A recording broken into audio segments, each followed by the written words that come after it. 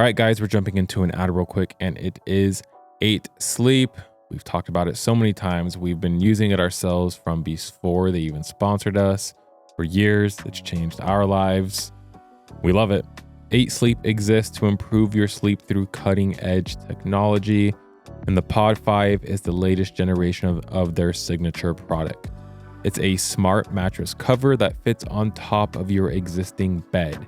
It automatically regulates your body temperature throughout the night, independently for each side of the bed. Clinically proven to deliver up to 1 extra hour of quality sleep per night. Each side of the bed has independent temperature control, 55 degrees Fahrenheit to 110 degrees Fahrenheit. Pod 5's new temperature-controlled blanket extends cooling and warming beyond just the mattress. Again, Peyton and I have been using this for years.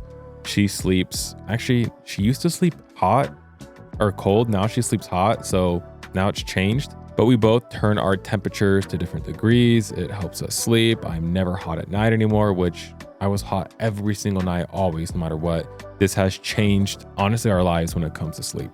And I think, like I've said before, one of my favorite things about Pod 5 and 8 Sleep is that, you know, when you wash your sheets and then you pull them out of the dryer and put them on and you get in and it's so toasty and warm and you feel so good. It does it every night. I experience that every night because of 8 Sleep.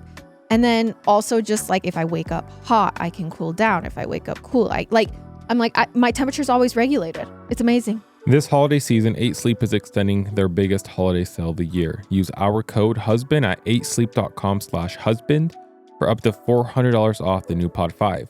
You even get 30 days to try it risk-free. Plus, 8 Sleep products are now FSA and HSA eligible. Financing options such as Affirm now available. You're listening to an Ono Media podcast.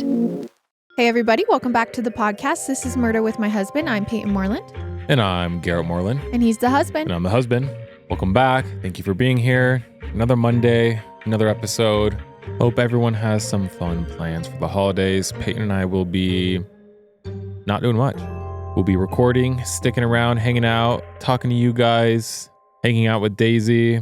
I think we might see some family, but other than that, we're just chilling. So hopefully you guys have something fun planned, hanging out with family, hanging out alone, hanging out with us, whatever it is. Yeah. Santa's coming to me. Oh, I heard Santa's going to give me $1 billion. FYI, that was a joke. We did not win the lottery and Garrett is not getting Apparently, $1 billion. I have to clarify.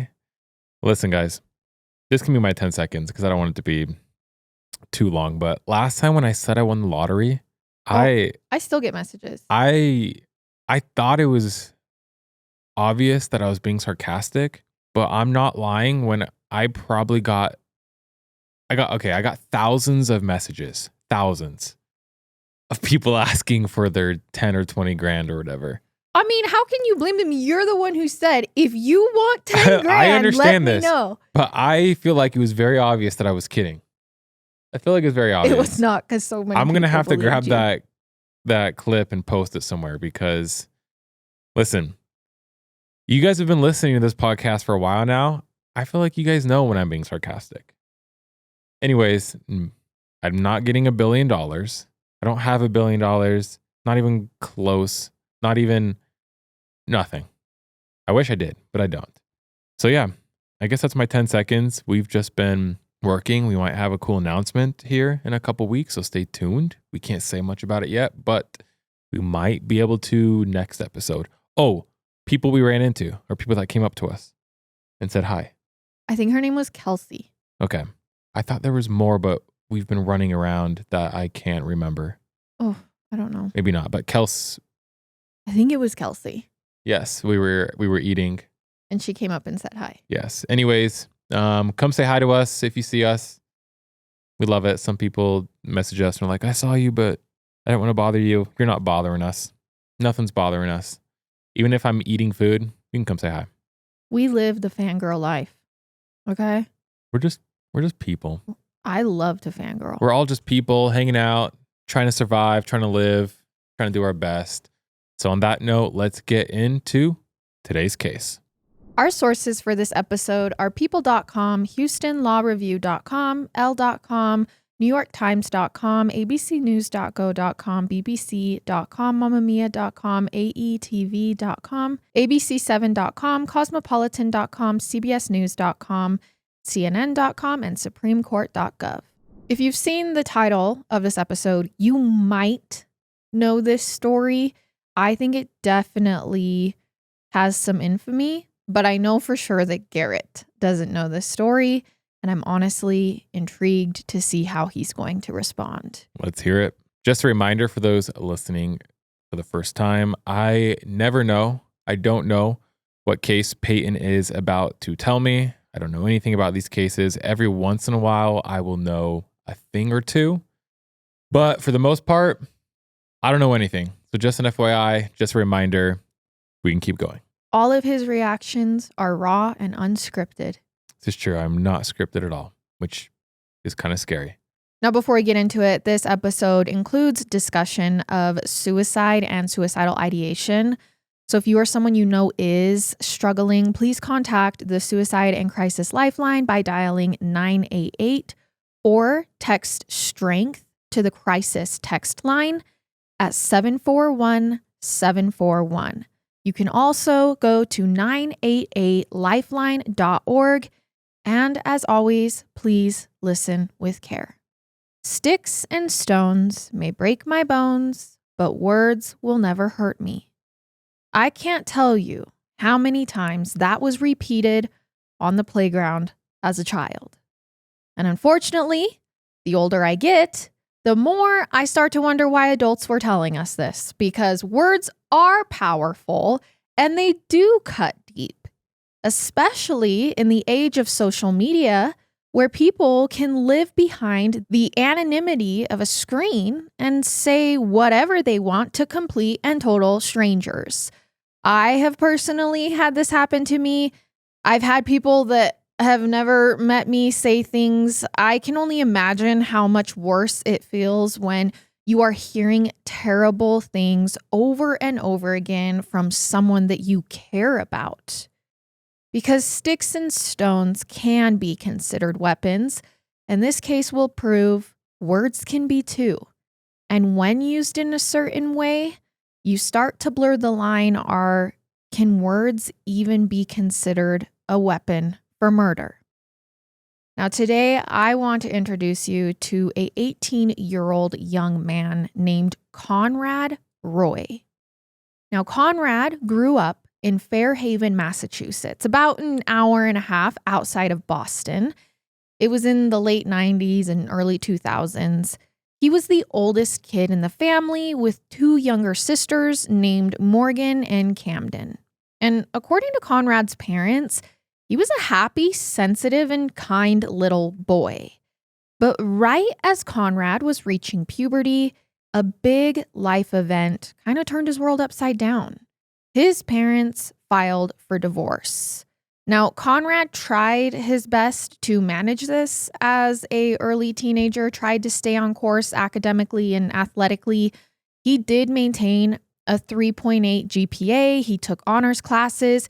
He did everything from track to baseball, but being on the water actually seemed to be Conrad's favorite. It was his real escape from his life. And he began studying navigation in his free time, taking 3 months of night classes, and actually eventually got his captain's license. He also worked part-time with his father's family business at a marine salvage company, rescuing disabled and wrecked boats on the water. And on top of that, Conrad had been accepted to Fitchburg State University in Massachusetts. This was about 100 miles away from home, and he got a full scholarship. So life really was kind of going on for him. Mm-hmm. After high school, his plan was to study business, but life wasn't all smooth sailing for Conrad Roy. Conrad had been struggling with depression and social anxiety through a lot of his teenage years. He had trouble sleeping and focusing, and while his family sought treatment for him, it really never seemed to do the trick. There was one thing, though, that Conrad appeared really excited about during his teenage years, and that was a young woman named Michelle Carter. Okay.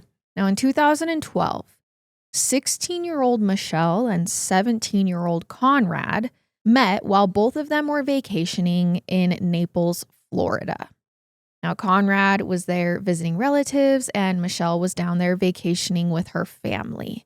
And as you know, a vacation love, like they meet there and then they're going to leave. But while they're there, they can't help but fall for each other. And apparently, Conrad's sisters had actually met Michelle before, since she only lived an hour away from them in the town of Plainfield, Massachusetts. And people who knew Michelle for a while, like her softball coach, said that Michelle was always kind and supportive. She was the ideal teammate, someone who always had nice things to say, never really got upset. She seemed to be well liked at school. She was voted class clown and most likely to brighten your day. So on paper, she kind of seemed to be exactly what Conrad needed in his life at this time. So was it fate that they had met by chance on this vacation? So after that trip, Michelle and Conrad keep in touch. They would text and call each other all of the time. Again, this is 2012, like texting is at its peak. And that's when Conrad learned Michelle had actually quietly been dealing with her own struggles. Michelle herself said she had battled an eating disorder over the years, and despite being more extroverted, she spent a lot of time alone retreating socially. When she did socialize, people said she was very eager to please and worked hard to seek the approval of other kids. But she was struggling with her mental health in other ways, taking antidepressants and spending time in a psychiatric facility to treat her eating disorder. So in many ways, Conrad and Michelle could relate to each other. It's kind of like they were fighting similar battles around the same age and the same time in life. And they found solace in that. But things only got harder for Conrad as time goes on after meeting Michelle. I don't know where this is going yet. So while Michelle offered a supportive and empathetic ear, Conrad's mental health just really didn't seem to be improving. Later in 2012, 17-year-old Conrad attempted an overdose right after leaving a treatment center for depression. Now, during the attempt, he had actually called a friend for help, and thankfully she called his mother, who then got to him in time. But those close to Conrad said they saw this as a cry for help rather than Conrad actually really wanting to die. They felt that things could only improve from here, and at some point, things were starting to look up. Conrad was going out to parties, he was hanging out with more friends. He did seem to be in better spirits after that attempt, and he was still in touch with Michelle. While they had only met in person about 5 times, the two of them spoke by phone and text constantly. And by the summer of 2014, Michelle was kind of looking to label their relationship by asking, "Are we basically dating? Like, I want to be able to say that I'm your girlfriend." Okay. And Conrad replied, "Yes, you are my girlfriend." And while it's good to have someone who knows what you're going through, in this case, it kept them from healing in the ways that they needed. And eventually, Conrad's mental health went back on the decline. That summer, Conrad's social anxiety had gotten so crippling that he decided he didn't want to leave home and go to college. So instead, he put off his studies at Fitchburg State University entirely. And unfortunately, things were never going to get back on track. In June of 2014, Conrad was recording his inner monologue on video. He was speaking about coping with his depression, about not feeling comfortable in his own skin, how he needed to relax. In one clip, he said, quote, "The sooner I like myself, the better I'll be." And it appeared that Conrad was making efforts towards that. On July 12th, Conrad, his mother Lynn, and his 2 sisters went to Horse and Neck Beach in Westport, Massachusetts to just hang out. Lynn, his mom, and Conrad walked along the beach that day and ended up having an intimate conversation about his future, what he was going to do about college, a job, all of it. And Lynn reassured him, "Hey, don't worry. Everything's going to be okay. Everything is going to work out." Okay. I'm just trying to figure out where this is going, but you're giving me nothing so far. Now, that same afternoon at Okay. the beach, Conrad's sisters saw him kind of sitting alone quietly, focused on his phone. He was definitely texting someone that day at the beach, and he looked upset. But afterwards, they went to get some ice cream, and then Conrad seemed to be in better spirits. Either way, the family packed up and went home. And around 6 p.m., Conrad says he's going to meet up with a friend. And Lynn asked, "Are you going to be back in time for dinner?" And he said, "Probably not." Then Conrad hopped in his truck and drove away from home. Now around 10:30 or 11 p.m. that night, Lynn texts Conrad and says, "Hey, are you going to make it home?" But there's no response. And at some point that evening, Conrad's sister Camden also receives a text. And this one is from Michelle Carter, this girl who he's known for a really long time, who he's kind of saying is his girlfriend. And Michelle is texting Conrad's sister and saying, "Hey, have you heard from Conrad?" So with still no word from Conrad and Michelle saying she's not getting any text from him either, by the middle of the night, Lynn is worried. So she's texting him again and again and still not getting nothing. Okay, that's not good, yeah. Right. So when Conrad isn't home by the following morning, Lynn goes by Conrad's best friend Ariana's house. And when she learns that he's not there either, that's when the panic sets in. In one last-ditch effort, the family drops by their dad's house, and there's no sign of Conrad there either. Lynn says it is in this moment that she feels this rush of energy pass through her body. She could just sense at this point that something bad had happened. Yeah, especially considering where he's at mentally. Right. Yeah. And word basically spreads that no one can find Conrad. Now, later that day, police do find Conrad's pickup truck. It is parked in a parking lot outside of a Kmart. So police go up to the truck trying to find if this is any clues as to where he's at, but they actually discover that inside in the driver's seat is Conrad Roy. He's in his now found truck. And he is no longer breathing. Okay. His cell phone is on the seat right next to him in the truck, and his cause of death is later listed as carbon monoxide poisoning. Okay. Now, Conrad did leave a note behind, which the family weren't that all surprised to find. And in it, he apologized to his family and asked them to, quote, "live life to the fullest."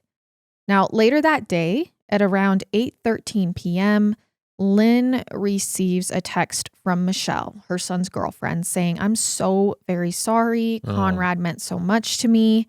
I just figured out what's going on. Mm-hmm. I'm not going to say it because some of the listeners might not know, but I think I just figured out what's going on. I want to know. It's okay. I think it's along the lines, I'll just say this so it doesn't spoil it too much. If I have figured out what's happening, it's going to come back to Michelle. Okay. Okay. Now, I'm sure Lynn was flooded with text messages like this one over the next few days and weeks. So Michelle's text likely didn't stand out at all. What seemed strange to a lot of people, though, was how Michelle showed up and acted at the funeral. Now, keep in mind, most people that knew Conrad didn't really know Michelle. Remember, they were long distance. Mm-hmm. He had met her on vacation. Yeah. They never really met up in person. So he was kind of just this girl that... It was just a long distance relationship. Yeah, was in his life, but he also hung out with a lot of other girls. Like he had other friends at his school. And I want to clarify again here, at the point that he passes away, they have only met in person 5 times. So despite their conversation about being boyfriend and girlfriend recently, it seems like Conrad didn't really share that information with anyone in his life before his death. So despite the fact that he told her, "Yeah, you're my girlfriend," it's not like he told other people that Michelle was his girlfriend. Even his sisters and mother were really confused to learn that Michelle considered Conrad her boyfriend. Like when everything happens and Michelle becomes part of this grieving process, they are a little shocked at just how involved she is. And yet Conrad's best friend, Ariana, said that during the funeral, Michelle kind of rubbed everyone the wrong way because she looked like, quote, a grieving widow. She was sobbing loudly at his funeral. She was making a scene. Keep in mind, this is a girl that almost everyone in this room has not met or really knew about. And of course, everyone grieves differently. I was going to say, being devil's advocate. Right. She has been texting him doesn't for mean years. anything. Yeah. Uh-huh. Even if they didn't see each other in person all that much, like they did have a close relationship. Yeah. So could this be real? For sure. So of course, like we just said, everyone grieves differently. But to some people at the funeral, this rubbed them the wrong way because it almost seemed like a performance or fake. I feel like, one, this happens in almost every case that's where a husband or a wife kill a significant other. Everyone's always like, they were acting so weird at X and X. Mm-hmm. I feel like I've heard so many of these that someone's acting weird that if you for some reason ever die, I'm not going to know how to act. Right. Because all I'm going to be thinking about now Everyone's is looking at how I'm acting. Everyone's looking at how I'm acting. Right. Because we do this so much. And I think this is even weirder for everyone at Conrad's funeral because they don't even really know who this girl is. Yeah. And so I think on that level, I get that. People are really judging. Yep. And this behavior doesn't really end here. Okay. On the day after what would have been Conrad's 19th birthday, Michelle held a fundraiser in her town to honor his memory.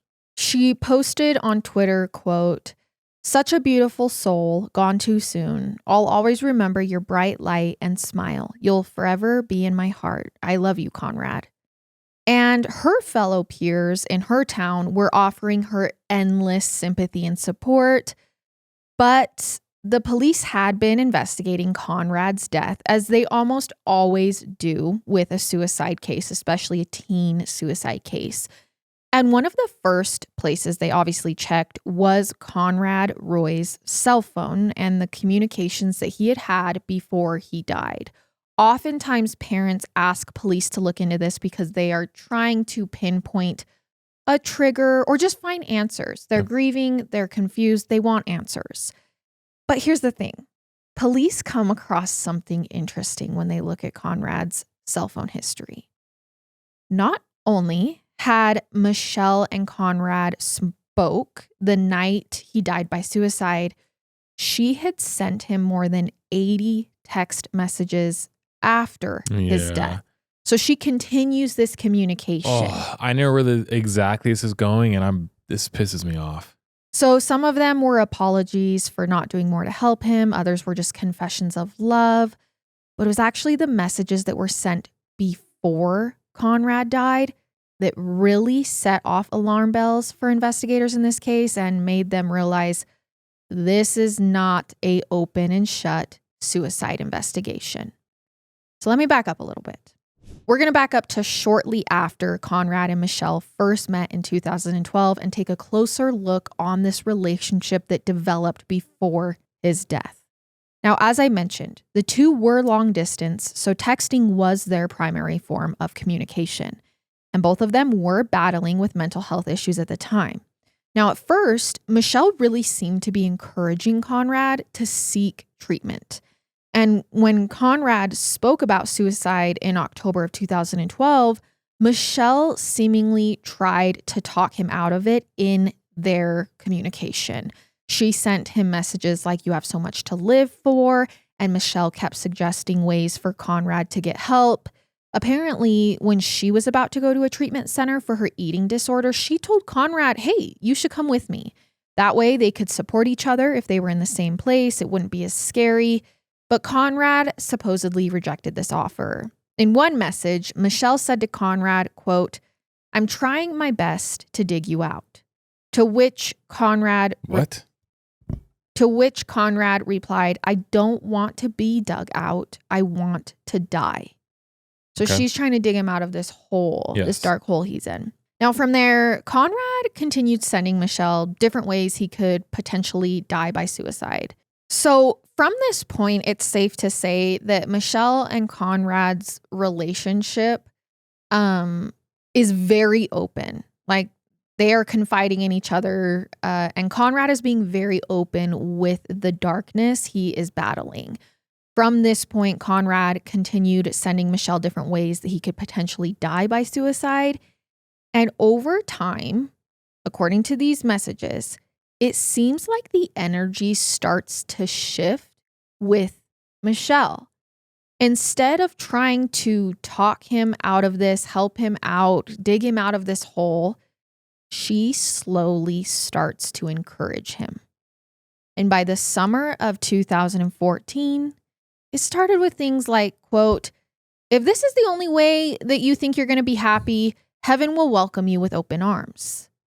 But in the weeks leading up to Conrad's death, the two had exchanged more than 1,000 texts. And it's no longer like, if you want to do this, it'll be okay. It's more like encouraging Conrad to go through with suicide. Do you have an example? Yeah. Like, okay. She's saying things like, there's a point that comes where there isn't anything anyone can do to save you, not even yourself, and you've hit that point. And then another one where she's angry with him, she's fighting with him over the fact that he hasn't done it yet. She sends him in all caps, you keep pushing it off. You just said you were going to do it tonight, and now you're saying eventually. There's no way. Yes. This next exchange is a little long, but the text messages between these two is a major part of this case. And so I want to include a lot of them for context. That's insane. So like the first one you had read, like the heaven will welcome you with open arms. A little weird. Yeah, weird. Would I have like convicted someone off of that? No. Right. But now this is getting insane. Right.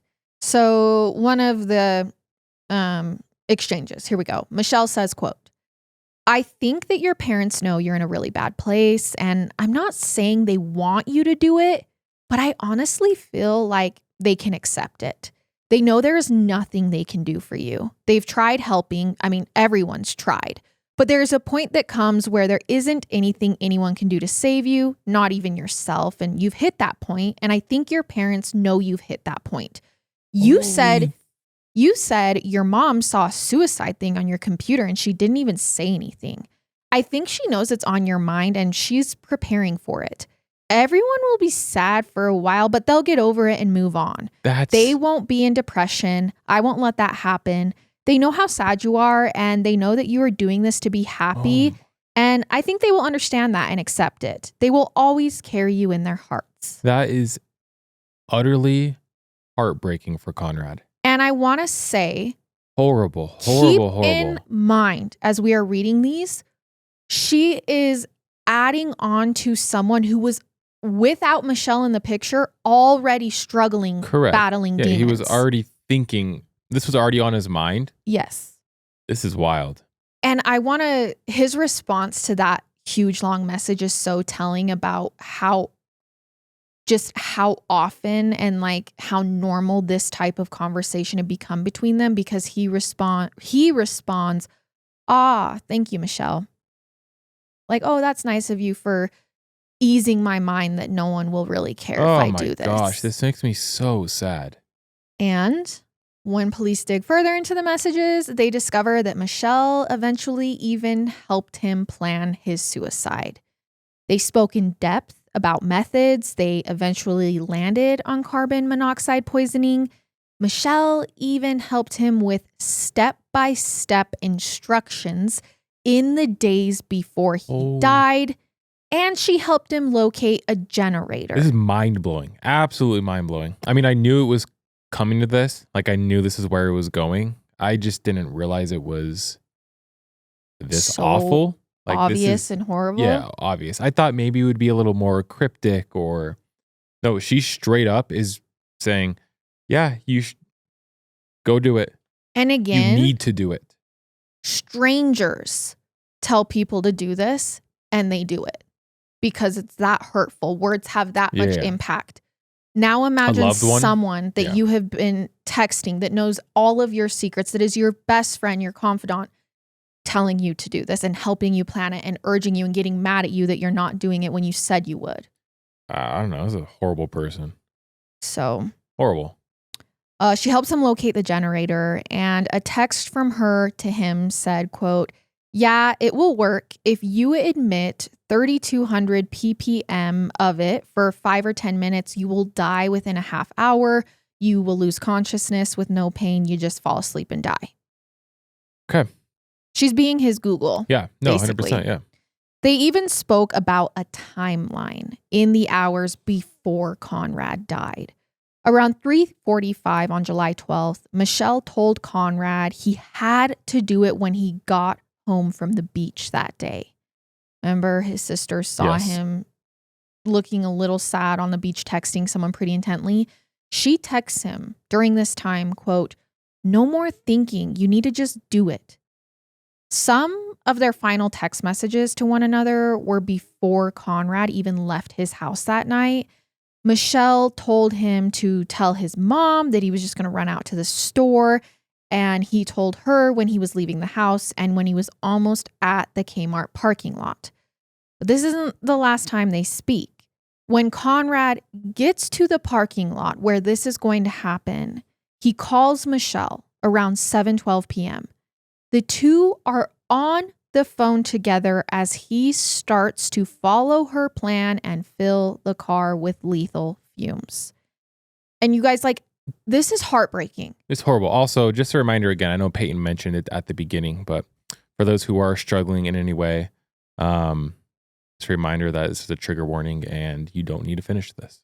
There's no reason to keep listening to the case. Yeah, just a reminder, because this one can be, I'm sure, triggering for those who are struggling with depression. Obviously, we know that this case is going to turn into a trial, or else I wouldn't be covering it. Correct. Which is why it's in the true crime category. And it brought up the question of how far is too far. Can you hold someone responsible? No, this is which is why we're covering it. But yes, this is really intense stuff. This is heartbreaking. She's on the phone with him. He is actively dying. But at one point during this conversation, Conrad gets out of the car. So he's in the car. Oh my! He's on the phone with her, dude. And he has decided that he's changed his mind. He gets out of the car. No way. He's like telling her this is a mistake. I don't want to do this. And Michelle says, "Get back in the car."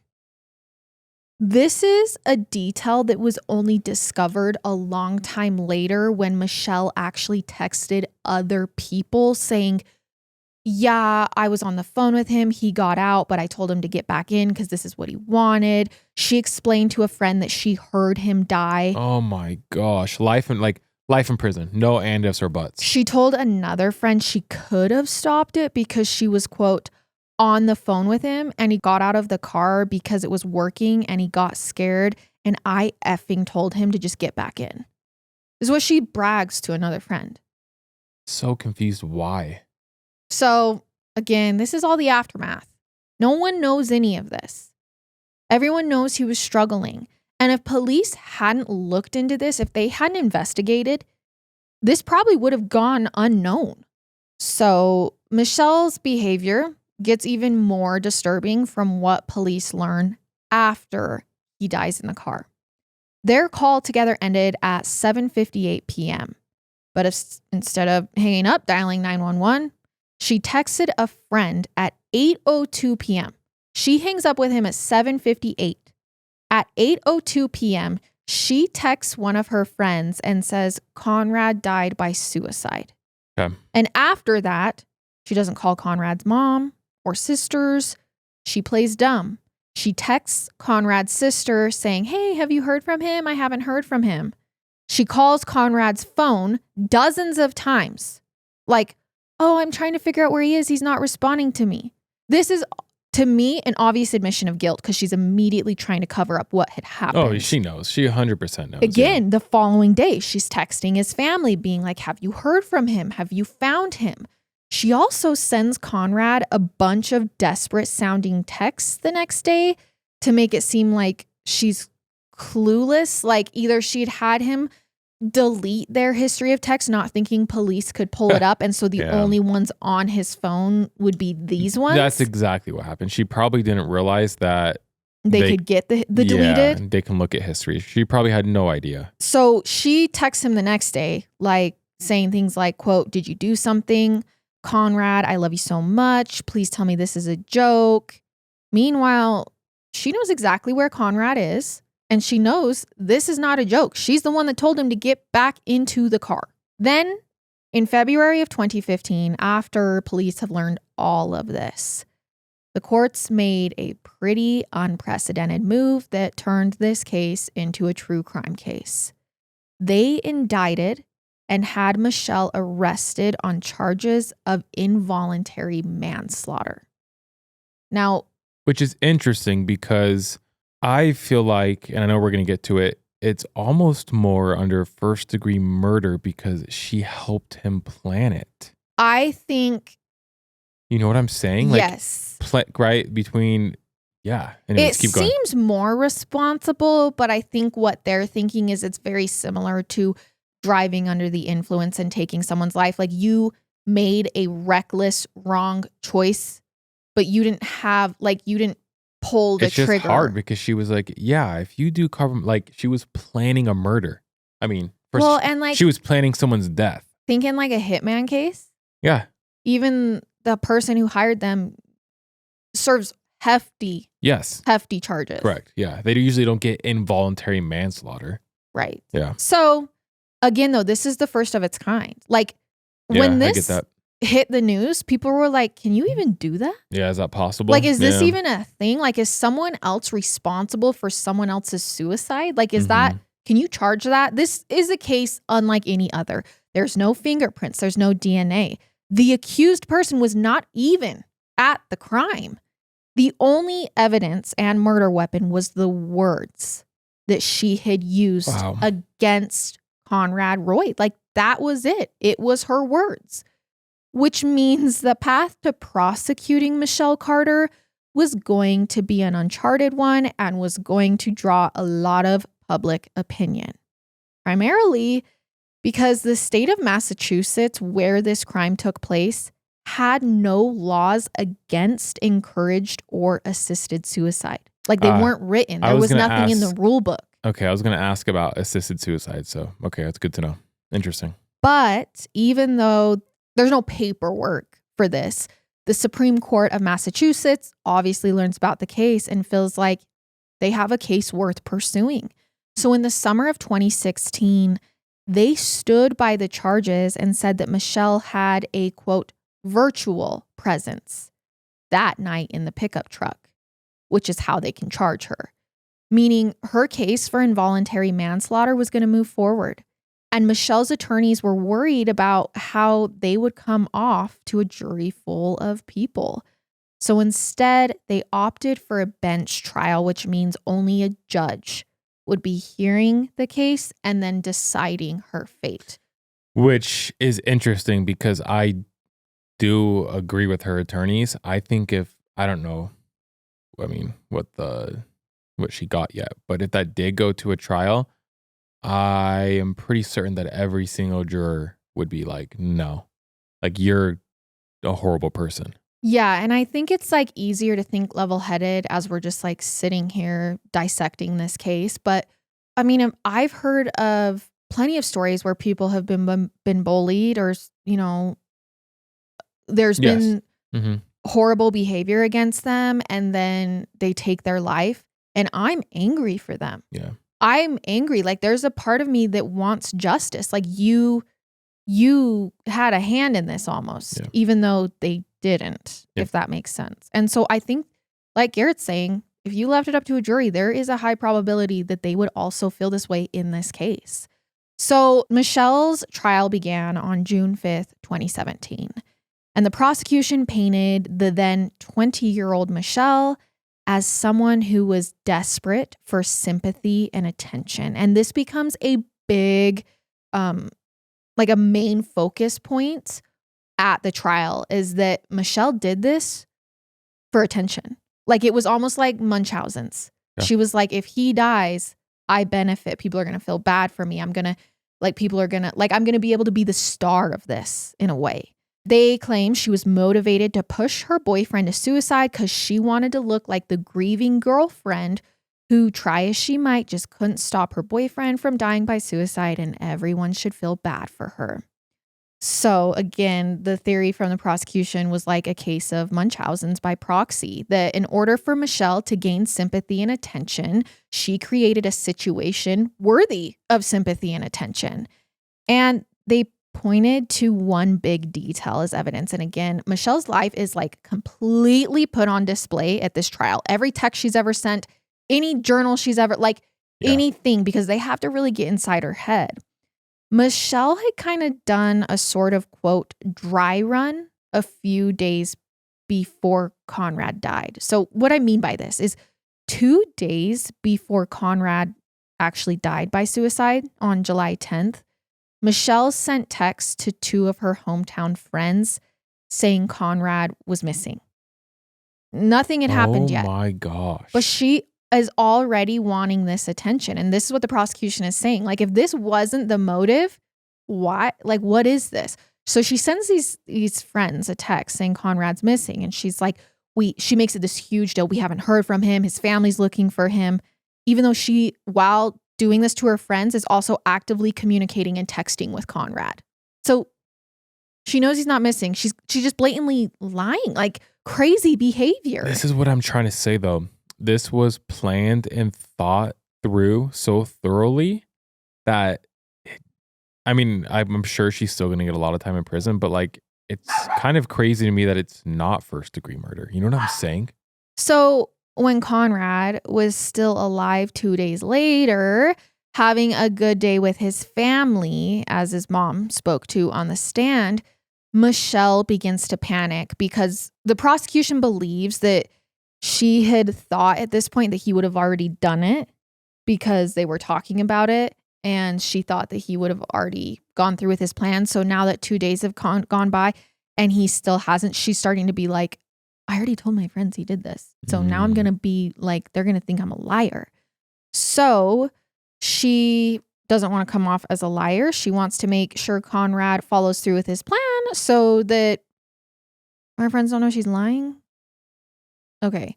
So after that, she began putting together this virtual alibi by texting Conrad as well as his family to ask if they'd seen or heard from him. At least this is the story the prosecution tells the judge, but the defense approaches all of this very differently. For starters, they say that the prosecution cherry-picked the texts that they wanted to present in court and that they failed to include the ones that showed Michelle being a supportive friend, that she was encouraging him to get help. They said that eventually, though, Michelle began to get worn down by Conrad, that there is a perfectly psychological explanation to her behavior, that she felt after years of hearing him talk like this, there was nothing more she could do to help him or stop him from following through with it. They said Michelle felt like she was on a never-ending hamster wheel and that if she stopped him one day, he would just try it again the next, which was why it just eventually didn't matter to Michelle. They claimed her words were not what pushed Conrad over the edge because he'd been wanting to do this for years and it was his own decision. The defense also said there was nothing to substantiate what Michelle said on the phone to Conrad that night. They're like, yeah, so she told her friends he got out of the car and she told him to get back in, but there's no proof of that. And that even if she told her friends in text messages this, she could have encouraged Conrad to get out of the car. Huh. That's funny. I mean, I get where the defense is coming from, but it's just kind of a bunch of BS. I mean, I don't think it matters if you cherry pick the text. Like, you said what you said. Like, how much? Yeah. Like, come on, who cares? And also, sorry, there's a perfect psychological reason why, I don't know, in all the cases we cover, someone kills someone because they are having an affair. Like, there's reasons for everything we do. It doesn't mean you kill people. It's not an excuse. Exactly, yeah. There's honestly reasons for most murders. 100%. whether that's a motive or just someone psychologically being unwell. You're still a murderer. You're still a murderer, and you're going to go to prison. Yeah, you have to, Yeah. This is what the defense also brings up. And as you guys know, I don't normally go into a trial, but this is all this case has because there was no whodunit. I mean, this trial was unprecedented. They also argued that Conrad had spent a lot of time on his own away from Michelle researching suicide methods.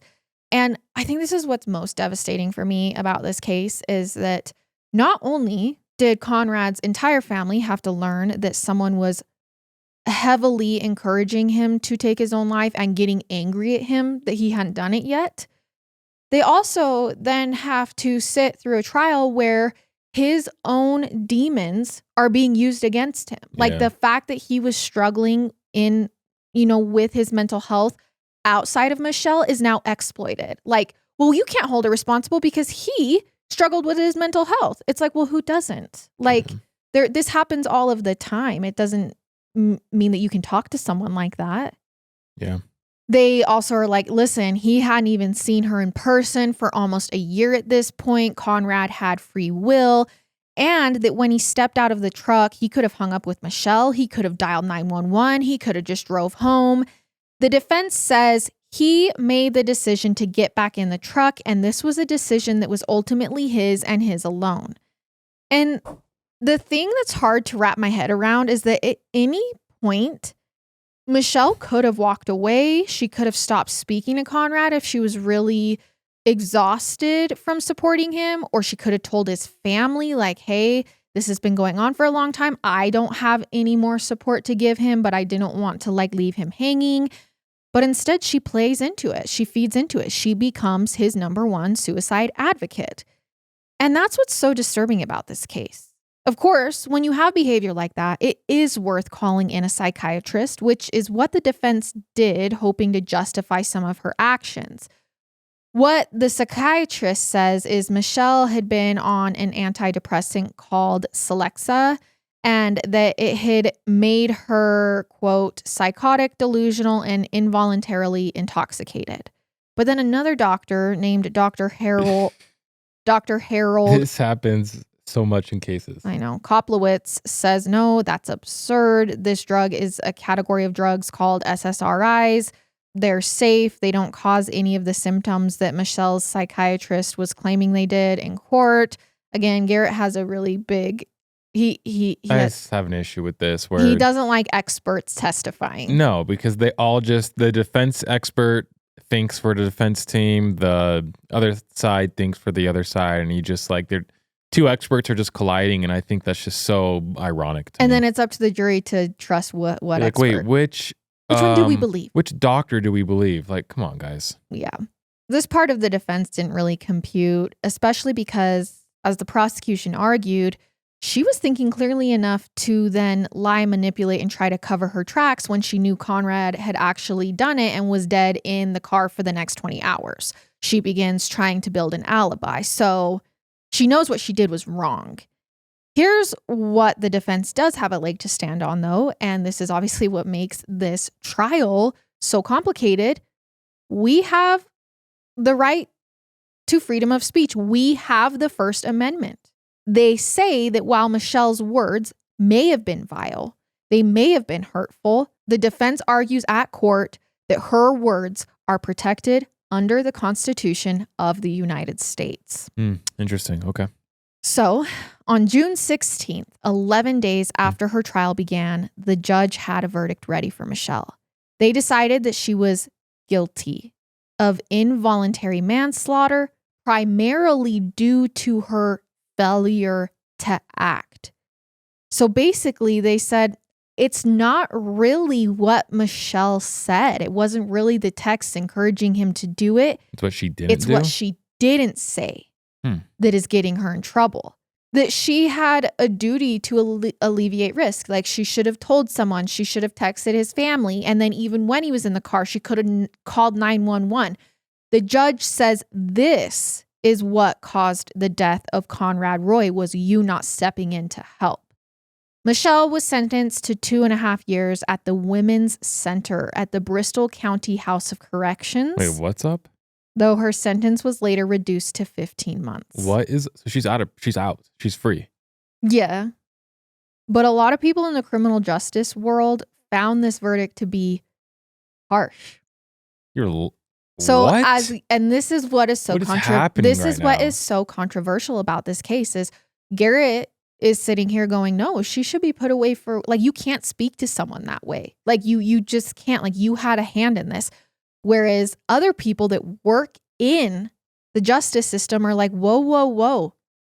Freedom of speech, First Amendment. Like, you have essentially paved the way for future cases saying words are I get it. a weapon. I'm a huge advocate for freedom of speech. I totally understand that. But we didn't have Twitch back then. We didn't have Instagram back then, right? So things are just a little more personal.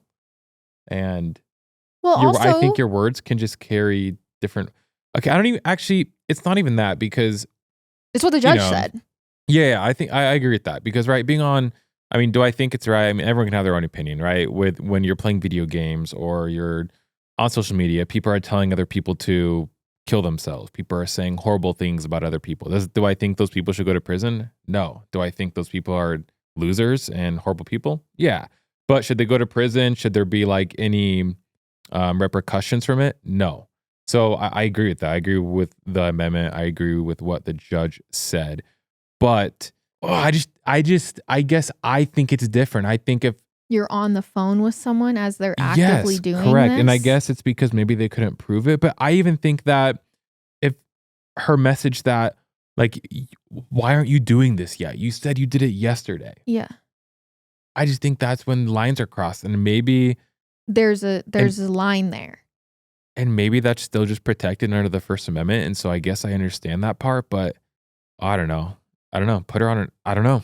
That's hard. That's extremely difficult. Yeah. So other lawyers are like, whoa, don't do this Which to is us. exactly why, though, they didn't want it to go to trial because I promise you, every single person would have been more like me and they would have said, they would have been angry. You know what?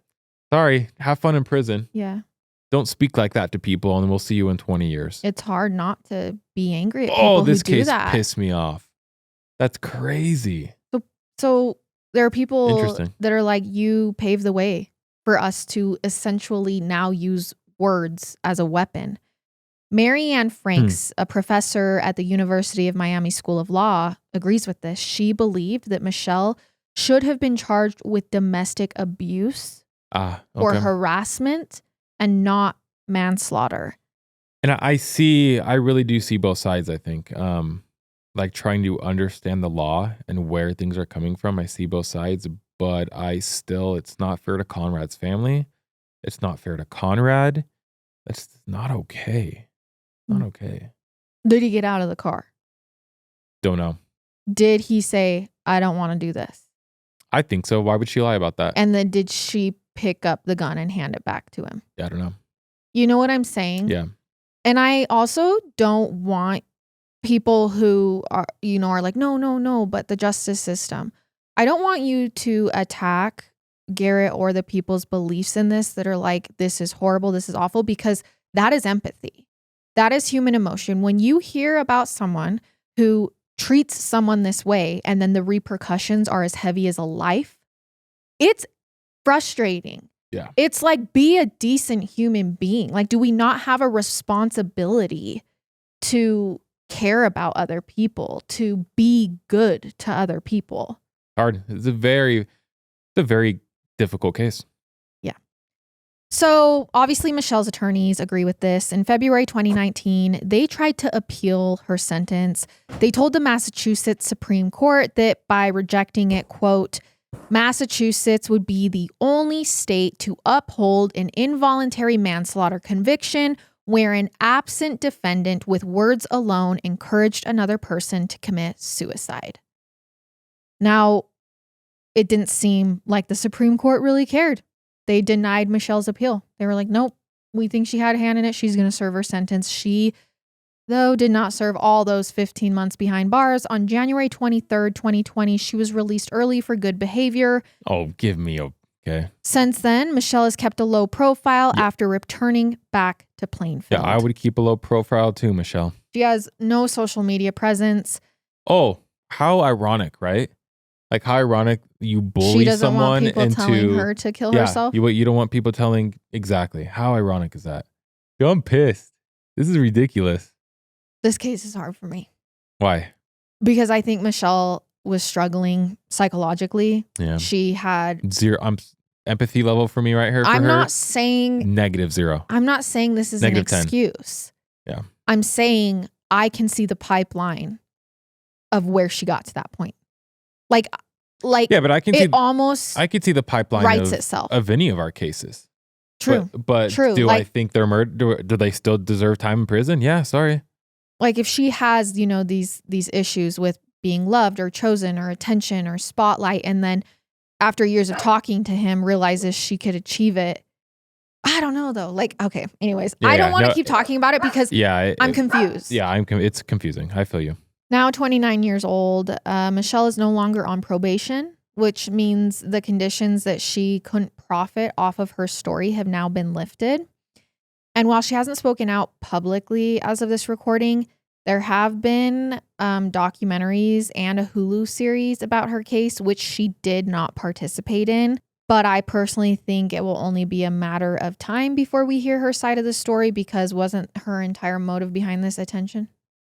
Yeah, well, I mean, that's what they say. Unless that is like somehow something she's worked through and healed. At some point, is she going to come forward and be the victim? I don't know. I'm just saying. Now, in the meantime, Conrad's mother has begun working with Massachusetts lawmakers to make suicide coercion an illegal crime. So she's like, no, we're going to name this. We're going to make it a law. Like suicide coercion is illegal. If you do this, it's illegal, even though it's just words. Okay, I agree with that. Yeah. And it would be a crime that would be punishable up to 5 years in prison. Okay, I like that. I think it's a great idea. They're calling it Conrad's Law. And Massachusetts won't be the first state to implement something like this. In fact, at this point in time, it would now be the 43rd state to have some sort of protection of suicide, bullying, coercion in place. Which personally for me, I agree with Garrett, this is what we need. Suicide is an epidemic that needs as many sources as it can get, especially because the suicidal age is dropping lower and lower. According to the Centers for Disease Control and Prevention, every year around 5,000 people between the ages of 14 and 24 die by suicide. And around 600,000 people end up in the emergency room each year from attempts. Obviously, that is an extremely scary number. But if you are listening to this, I just want you to know that you matter and you deserve to stay here. And Conrad deserved to stay here. And if you are struggling at all, you guys, please contact the 988 Suicide and Crisis Lifeline by dialing 988 or text STRENGTH to the crisis text line at 741-741. Or go to 988lifeline.org. I know that it can be exhausting and tiring, but you deserve the help, and there are resources out there to help you. Please do it and choose to stay because you matter so much. And that was the unprecedented, somewhat controversial true crime case about Conrad Roy. Thank you guys so much for listening to this episode. Please let us know your thoughts, because like I said, this was definitely an eye-opener for many people around this time. And if you haven't heard of it, or you have, I'm sure it was for you as well. Let us know your thoughts, and we will see you next time for another episode. I love it. And I hate it. Goodbye.